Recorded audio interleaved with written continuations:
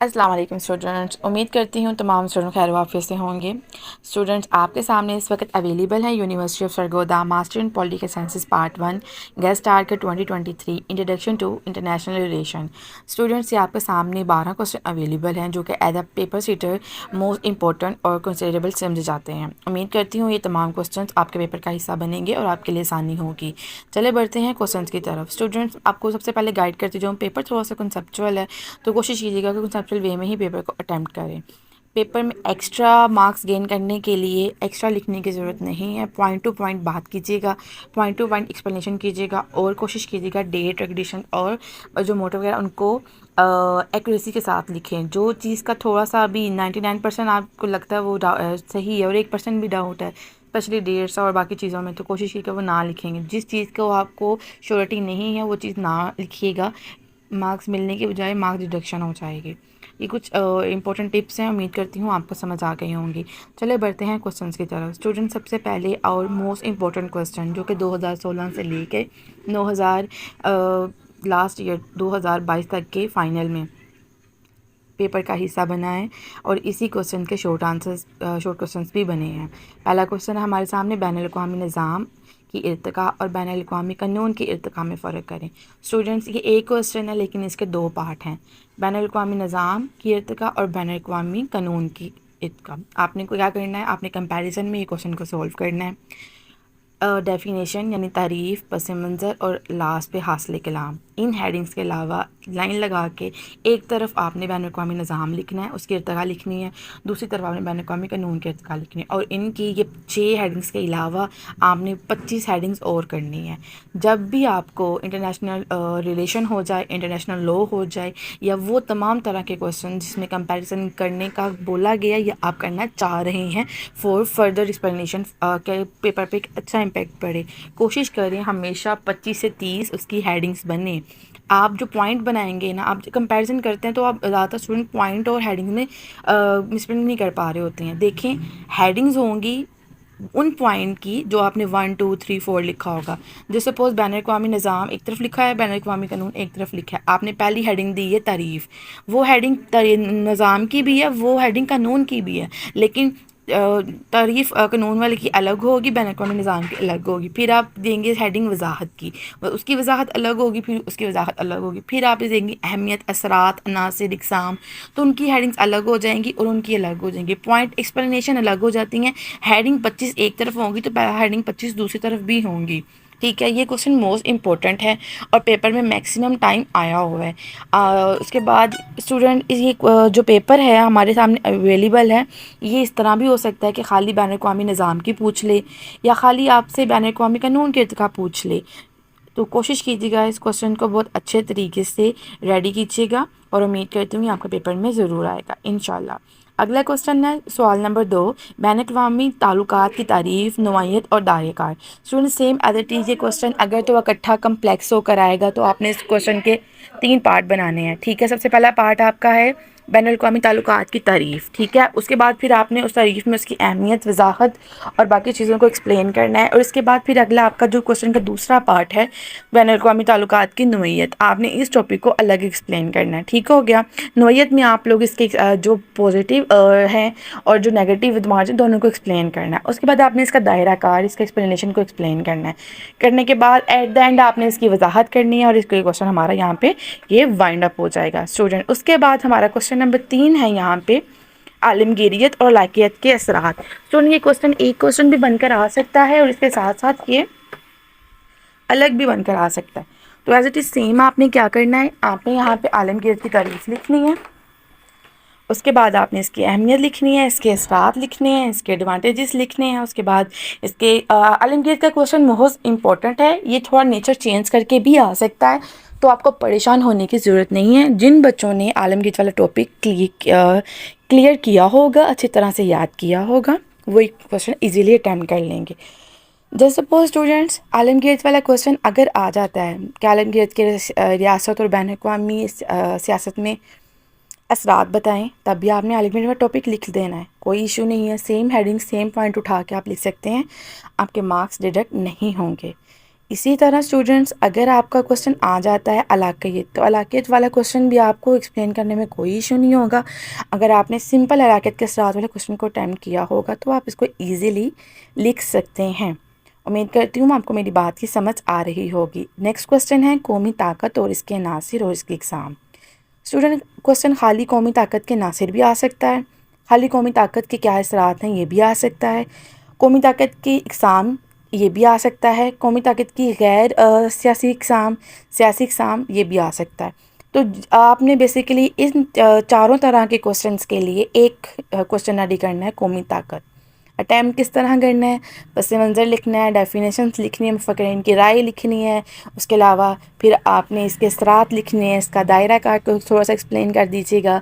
उसके बाद फिर कौमी ताकत के एडवांटेजेस क्या हैं, इसके मनफी पहलू, इसके मुस्बत पहलू, इसकी वजाहत, इसकी अहमियत, एट द एंड आपने हासिल कलाम लिख के वाइंड अप कर देना है। अगर साथ अनासिर का पूछा जाएगा तो आपने जब इसकी अहमियत लिख देंगे फिर आपने अनासिर का थोड़ा एक्सप्लेन करना है, उसकी हेडिंग लिखनी है। कोशिश करें 15 से 12 हेडिंग उसकी एक्सप्लेन हो जाए, उसकी अहमियत एक्सप्लेन हो जाए, वजाहत, दैट्स इट। सेम इसी तरह अपने एग्ज़ाम को भी बहुत अच्छे तरीके से इन अ वेल वे एक्सप्लेन करना है।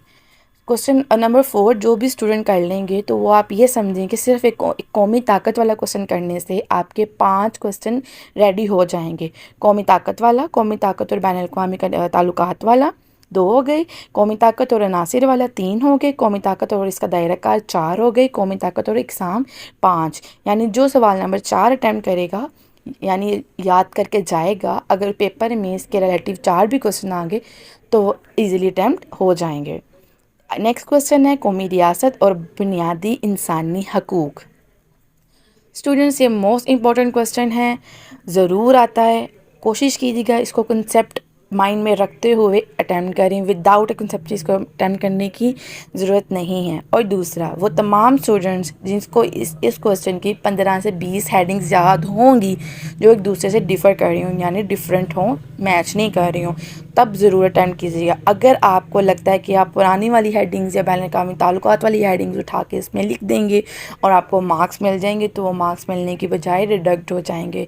ये पेपर थोड़ा टेक्निकल वे में आपको अटैम्प्ट करना पड़ेगा, ठीक है। कंसेप्ट पेपर की निशानी ये होती है कि उसमें आप एक्स्ट्रा या जिसको कहते हैं कि आप राइटिंग नहीं कर सकते हैं, आपको पॉइंट टू पॉइंट ही लिखना है, पॉइंट टू पॉइंट हेडिंग्स ही लिखनी है। और कोशिश करें हेडिंग्स छोटी छोटी बनाएं, बहुत लंबी लंबी हेडिंग्स बनाने की ज़रूरत नहीं है, ठीक है। उसके बाद ये है कौमी रियासत और बुनियादी इंसानी हकूक़। स्टूडेंट्स, ये क्वेश्चन बहुत इंपॉर्टेंट है। ये थोड़ा चेंज करके भी आ सकता है, इसकी नेचर तनकीदी नज़रिया भी इस पे आ सकता है, इसकी खसूसियात पे आ सकता है, इसके अलावा आ सकता है आलमी अमन क्या आता है, आलमी अमन और इंसानी बुनियादी हकूक़ पे आ सकता है। एक ही क्वेश्चन है, सिर्फ इसको थोड़ा ट्रिक एंड ट्रिक के साथ चेंज किया होगा, तो आपने इसको अच्छे तरीके से अटैम्प्ट करना है। उसके अलावा स्टूडेंट, ये क्वेश्चन इस तरह भी आ सकता है, खाली कौमी रियासत और इसके असरात बयान करें आलमी सतह पे, ये भी क्वेश्चन आ सकता है। तो जो कौमी रियासत वाला क्वेश्चन करेंगे उसमें बुनियादी इंसानी हकूक़ भी कवर हो जाएगा। इस तरह आपके 3 क्वेश्चन कवर हो जाएंगे। जवाब एक ही याद करना है, यानी आप ये ना समझें कि टीचर आपको ये कह रही हैं कि आपने एक सवाल में 3 सवाल करने, बिल्कुल नहीं। मैं ये कह रही हूँ कि सवाल नंबर 5 का जो जवाब है वो आप 4 सवालों में लिख सकते हैं। अब बाज़ बच्चों के माइंड में एक बात आ रही होगी, टीचर अगर 5 ही सवाल आ जाएं फिर हम क्या करें, कौमी रियासत वाला भी आ जाए, बुनियादी इंसानी हकूक़ वाला भी आ जाए, आलमी सतह पे ताल्लुकात वाला भी आ जाए। तो स्टूडेंट्स, आप थोड़ा बहुत स्टार्टअप चेंज करके डेफिनेशंस के साथ, बाकी आप एक ही हेडिंग्स को दूसरे क्वेश्चन में भी मेंशन कर सकते हैं तरीके से। जिस तरह कहा जाता है कि थोड़ा सा डिफरेंट ट्रिक के साथ आप पेपर अटैम्प्ट कर लें तो हो जाएगा इशू, कोई इशू नहीं है। और अगर एज इट इज़ भी हेडिंग्स उठा कर लिख देंगे तब भी कोई इशू नहीं होगा। हाँ, हेडिंग मौके और महल की मुनासबत से लिखी हूँ, देन इंशाल्लाह आपको मार्क्स मिल जाएंगे। नेक्स्ट क्वेश्चन है कौमी मफाद और इसके अनासिर।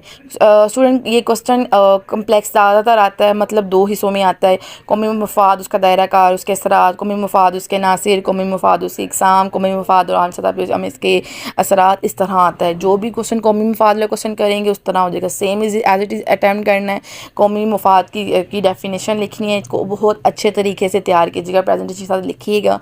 उसके बाद इसकी अहमियत लिखनी है, इसकी खसूसियात पे नोट लिखना है। उसके बाद अनासिर पे अनासिर पे आ जाएं, कम से कम 12-13 हेडिंग्स बनाएं, उसके बाद अहमियत करें, अहमियत को भी पॉइंट के साथ बना के एक्सप्लेन करें, एट देन हासिल कलाम लिखें, क्वेश्चन हमारा वाइंड अप हो जाएगा। रियासत की शक्ल और जदीद रियासी निज़ाम की खसूसियात। स्टूडेंट अगर इसमें आपने जो ऊपर क्वेश्चन रेडी किया था हमने रियासत की इकसाम वाला, अगर कौमी रियासत वाला, अगर आप उसकी हेडिंग्स भी उठा के इसमें लिख देंगे रियासत की शक्ल और जदीद रियासत को बेहतर बनाने के लिए, तो तब भी क्वेश्चन में हेडिंग को वो बिल्कुल माना जाएगा, एक्सेप्ट किया जाएगा और उसको नंबर दिए जाएंगे। स्टूडेंट कोशिश कीजिएगा कि बात जो कंसेप्चुअल पेपर होते हैं ना उनको पॉजिटिव अप्रोच के साथ अटेम्प्ट करें, तो वो ज़्यादा नंबर उड़ाते हैं, बजाय इसके कि आप अपना पस मंज़र से लेके हासिल कलाम तक आप नेगेटिव अप्रोच को लेकर चलें। और आपकी as a checker point of view बता रही हूँ कि अगर हाँ कोई क्वेश्चन हमें लगता है जो नेगेटिव अप्रोच के साथ लिखा गया, ना तो वो पेपर पे अच्छा इम्पैक्ट डालता है और ना ही वो क्वेश्चन ज़्यादा मार्क्स मतलब जिसका गेन करता है, उसमें बस पासिंग मार्क्स ही दिए जाते हैं। जितना मर्जी अच्छा उसको प्रेजेंटेशन के साथ लिखा हो with the flow chart and flow sheet, but hardly 12-13 he number दिए जाते हैं वो तमाम क्वेश्चंस को जो नेगेटिव अप्रोच के साथ लिखे जाते हैं। हाँ, बाज़ दफ़ा अगर मनफी पहलू पूछे गए हैं देन कोशिश करें उसमें भी 50% ही मनफी पहलू को बयान करें, बाकी कोशिश करें कि मनफी बात को भी पॉजिटिव कवर अप के साथ आप बात करें। ठीक है, उम्मीद कर रही हूँ ये बात समझ आ रही होगी। अगला क्वेश्चन है हमारे पास फॉरेन पॉलिसी, इसके अवामिल, मकासद और रसूल। ये एक ही क्वेश्चन है फॉरेन पॉलिसी वाला जो आपकी बुक के अंदर जो डोगर वाली है या दूसरी है उसके अंदर लिखा हुआ है, मैंने बुक देखी है, वो ज़्यादा लेंथी नहीं है, उसको आप अपने से एक्सप्लेन कर सकते हैं, एक्स्ट्रा लेंथी लिख सकते हैं, बट अगर जितना आपकी बुक पे लिखा हुआ है जो कि ऑलमोस्ट 8 to 12 हेडिंग्स हैं वो भी लिख देंगे तो मसला नहीं है। अच्छा स्टूडेंट, एक और बात, पॉइंट में जब आपने किसी चीज़ की अहमियत को जिसके नासिर को एक्सप्लेन करना है तो उसकी आप नंबरिंग को 19-20 कर सकते हैं, लेकिन एक्स्ट्रा हेडिंग्स के चक्कर में एक ही हेडिंग के 4-5 पीस कर दें, उसको टॉप करके एक हेडिंग को 6 हेडिंग्स बना दें, इस तरह नंबर नहीं मिलते हैं। ठीक है, ज़्यादा पेपर बढ़ने के चक्कर में मेन पॉइंट से भी आप मिसअप हो जाएंगे, तो कोशिश करें थोड़ा लिख लें, अच्छा लिख लें और बेहतरीन तरीके से लिख लें। इसके बाद है डिप्लोमेसी के मकासद और ज़राए और इक़साम। स्टूडेंट ये मोस्ट इंपॉर्टेंट क्वेश्चन है, शॉर्ट बाज़ दफ़ा होता है कि शॉर्ट में भी आ जाता है और लॉन्ग में भी आ जाता है, इसको बहुत नौकरशाही जिसको कहते हैं इसको बहुत अच्छे तरीके से याद कीजिएगा, इसको एज अ माइंड में स्टोरी बना के याद कीजिएगा। अच्छा पहले ये है, फिर ये है, फिर ये है, फिर ये है। अच्छा नौकरशाही में ना ज़्यादातर बातें नेगेटिव इम्पैक्ट के साथ ही आती हैं, तो वो नेगेटिव इम्पैक्ट तो आपने बिल्कुल ही ख़त्म कर देना है। इन दैट केस इंडीड अगर वह पूछे ना, अगर पूछ लिया तो फिर आपको बताना पड़ेगा, वो भी आप 6 to 8 हेडिंग्स के साथ, और वो भी 2 से 3 लाइन की वजाहत के साथ ख़त्म कर दें। ये क्वेश्चन बहुत अच्छे तरीके से अटेम्प्ट कीजिएगा, मोस्ट ऑफ टाइम आता है। मिसालियत पसंदी और हकीकत पसंदी में फ़र्क, ये भी फेवरेबल क्वेश्चन है, शॉर्ट में भी आता है, लॉन्ग में भी आता है और बहुत अच्छे तरीके से एक्सप्लेन होता है। सिंपल, आप इसको बहुत कॉम्प्लेक्स करने की ज़रूरत नहीं है। मिसाल पसंदी के एक तरफ लिख लें, लेफ्ट साइड पर लिख लें, दूसरे को राइट साइड पर लिख लें, हकीकत पसंदी को तारीफ़ की हेडिंग बनाएं, फिर वजाहत की बनाएं, वजाहत के अंदर पॉइंट बनाएं। ठीक है, इसके असरात दिखें, एक हेडिंग असरात, नंबर 2 इसका ज़राए, नंबर 3 इसकी इक़साम, नंबर 3 इसकी अहमियत, नंबर 3 मुस्बत पहलू, नंबर 3 मतलब जो 4-5 बेसिक 10 हेडिंग्स है ना, ये जो याद रख लें। जहाँ पे आपको कोई हेडिंग याद नहीं आ रही होगी ना, आप इन हेडिंग के फॉलो अप चलेंगे ना, तो आपको इंशाल्लाह मेरे मौला ने चाहा तो आपको ऑन दी स्पॉट याद आ जाएंगी हेडिंग्स, कभी भूलेंगे नहीं। सिर्फ एक ना माइंड में स्टोरी बना के हेडिंग्स को लेकर चलें। उसके बाद लिबरलिज्म के असरात, और इसकी अगर थ्योरी पूछ लें तब भी ये क्वेश्चन लिबरलिज्म में आप लिख सकते हैं, उसमें सेम इसी तरह डेफिनेशन, उसके बाद पस मंज़र, उसके बाद उसकी वजाहत करनी है, अहमियत के पहलू लिखने हैं, मनफी पहलू, मुस्बत पहलू, इसके असरात लिखने हैं कौमी सतह पर, बैन अक़वामी सतह पर, जो भी इसका अगर हिस्ट्री पूछ ली है, इसकी तारीख पूछ ली और इसके इर्तिका पूछ लिया, उसको भी एक्सप्लेन कीजिएगा, एट द एंड वजाहत कीजिएगा और क्वेश्चन हमारा वाइंड अप हो जाएगा। क्वेश्चन नंबर 12 है हमारा जो मोस्ट इंपॉर्टेंट है, दूसरी जंग अज़ीम के असरात और डिक्लोनाइजेशन के असरात। अच्छा, ये खाली डिक्लोनाइजेशन के असरात भी पूछ सकते हैं, दूसरी जंग अज़ीम के बाद पुरअमन के वो भी पूछ सकते हैं, आलमी सतह पे अमन की क्या के असरात वो भी पूछ सकते हैं। तो आपने ये एक ही जवाब इन अगर तीनों आ जाए तीनों में ही लिख दीजिएगा with the difference of headings. ठीक है, उम्मीद करती हूँ ये तमाम बातें आपको समझ आई होंगी। इसके अलावा अगर कोई बात समझ ना आए तो आप कमेंट में बेशक पूछ सकते हैं, इंशाल्लाह आपको ऑन दिस पर जवाब दिया जाएगा। पेपर नोट या पेपर टिप्स हैं थोड़ी सी आपके लिए, पेपर में को अटेम्प्ट करने के लिए कोशिश करें कि हेडिंग में थोड़ा सा राइटिंग डिफर रखें। वो किस तरह रखेंगे, कलर्स कोशिश करें कि ब्लू मार्क के लिए जो एक बॉर्ड निब होती है वो ले लें, एक जो थिन निब होती है वो ले लें।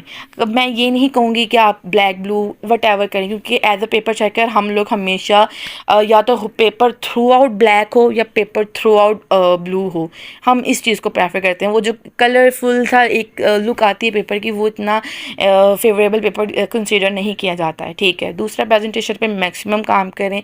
And student, university of Sargodha में मोस्ट टाइम बच्चे शीट कवर अप करने के लिए दोनों साइड पे लाइंस लगा देती हैं।